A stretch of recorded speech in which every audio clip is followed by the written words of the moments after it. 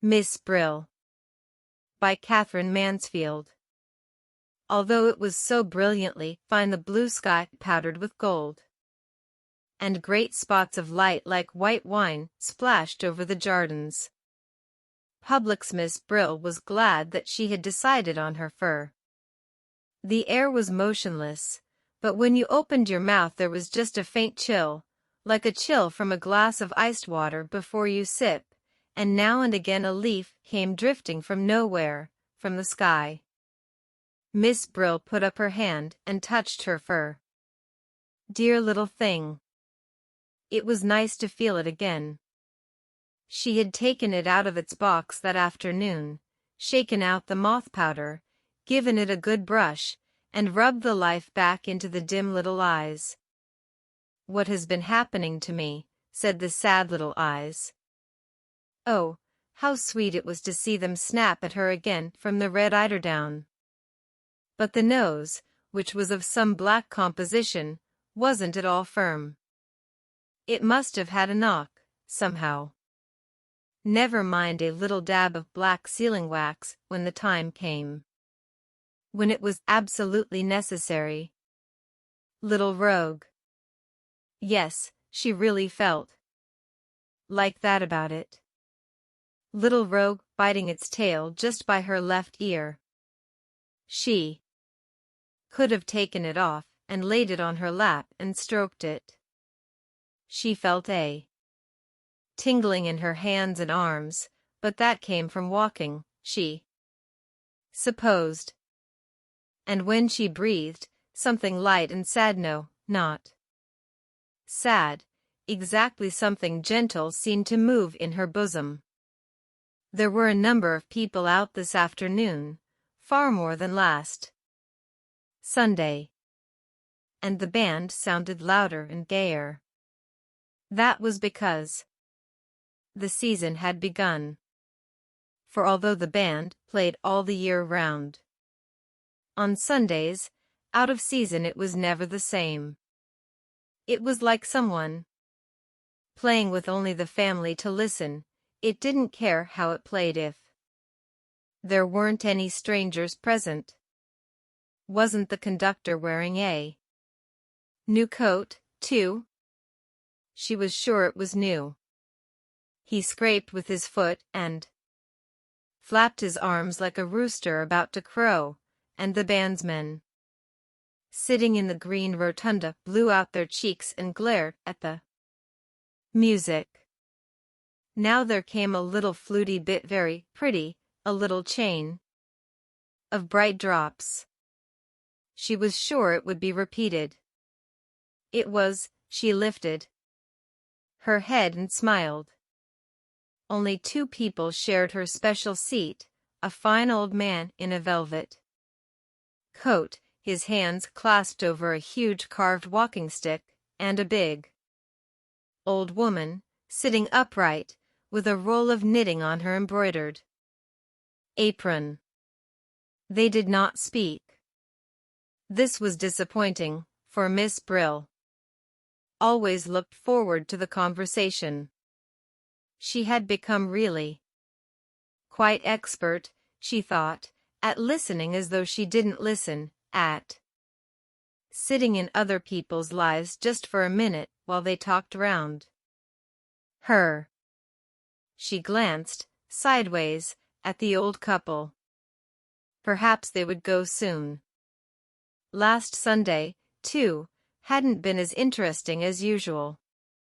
An Englishman and his wife, he wearing a dreadful Panama hat and she button boots. And she'd gone on the whole time about how she ought to wear spectacles. She knew she needed them, but that it was no good getting any. They'd be sure to break and they'd never keep on. And he'd been so patient. He'd suggested everything: gold rims, the kind that curved round your ears, little pads inside the bridge. No, nothing would please her. They'll always be sliding down my nose. Miss Brill had wanted to shake her.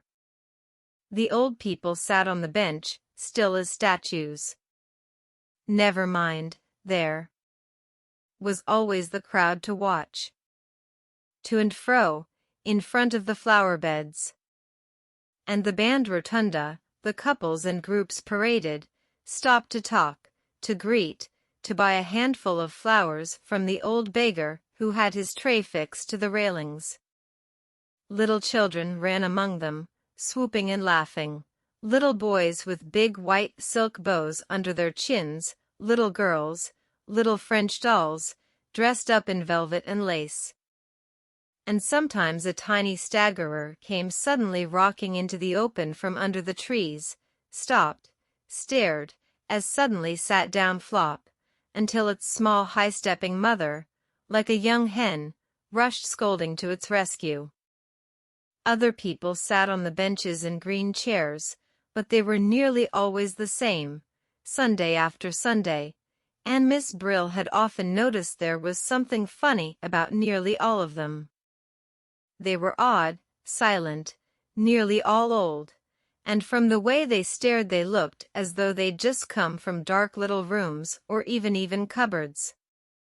Behind the rotunda the slender trees with yellow leaves down, drooping, and through them just a line of sea, and beyond the blue sky with gold-veined clouds.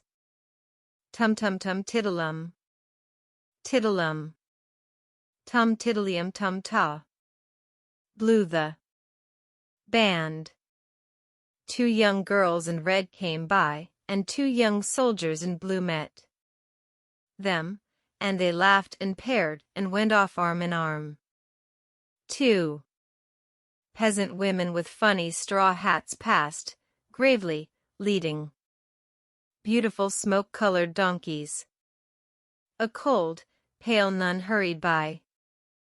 A beautiful woman came along and dropped her bunch of violets, and a little boy ran after to hand them to her, and she took them and threw them away as if they'd been poisoned. Dear me. Miss BRILL didn't know whether to admire that or not. And now an ermine toque and a gentleman in gray met just in front of her.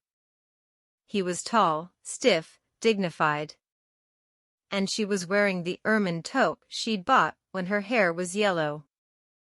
Now everything, her hair, her face, even her eyes, was the same color as the shabby ermine, and her hand, in its cleaned glove, lifted to dab her lips, was a tiny yellowish paw. Oh, she was so pleased to see him delighted.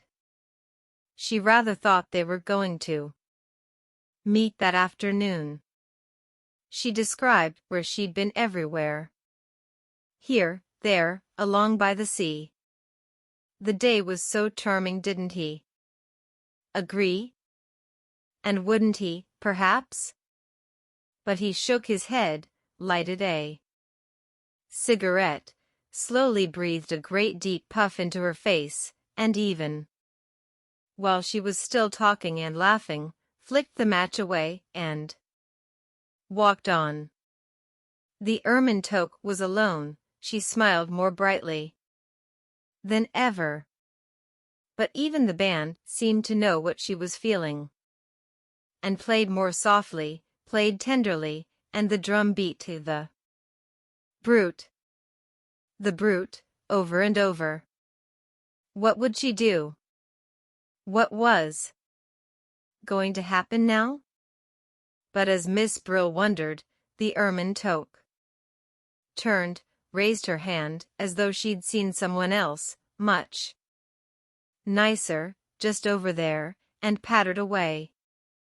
And the band changed again and played more quickly, more gaily than ever, and the old couple on Miss BRILL's seat got up and marched away, and such a funny old man with long whiskers hobbled along in time to the music and was nearly knocked over by 4 girls walking abreast.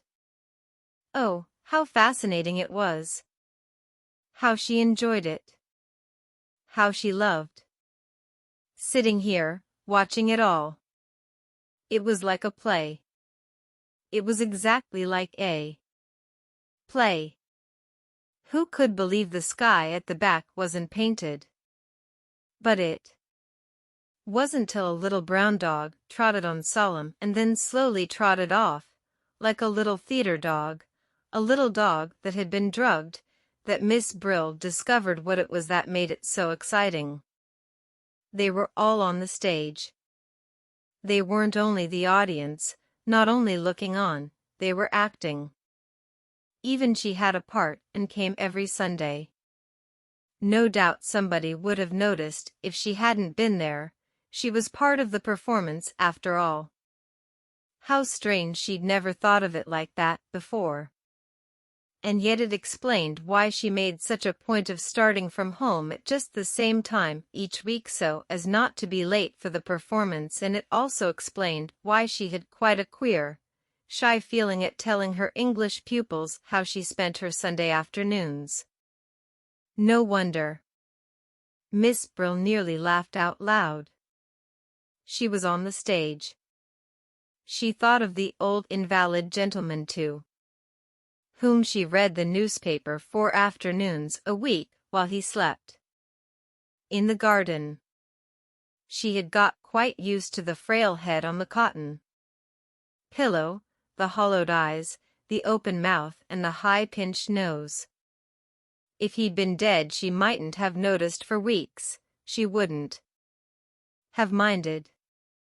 But suddenly he knew he was having the paper read to him by an actress. An actress. The old head lifted, 2 points of light quivered in the old eyes. An actress, are ye? And Miss Brill smoothed the newspaper as though it were the manuscript of her part and said gently, "Yes, I have been an actress for a long time." The band had been having a rest. Now they started again. And what they played was warm, sunny, yet there was just a faint chill. Something, what was it? Not sadness, no, not sadness, something that made you want to sing. The tune lifted, the light shone, and it seemed to Miss Brill that in another moment all of them, all the whole company, would begin singing. The young ones, the laughing ones who were moving together, they would begin, and the men's voices, very resolute and brave, would join them. And then she too, and the others on the benches, they would come in with a kind of accompaniment, something low, that scarcely rose or fell. Something so beautiful moving. And Miss Brill's eyes filled with tears and she looked smiling at all the other members of the company. Yes, we understand, she thought, though what they understood she didn't know. Just at that moment a boy and girl came and sat down where the old couple had been. They were beautifully dressed, they were in love. The hero and heroine, of course, just arrived from his father's yacht. And still soundlessly singing, still with that trembling smile, Miss Brill prepared to listen. "No, not now," said the girl. "Not here, I can't." "But why?"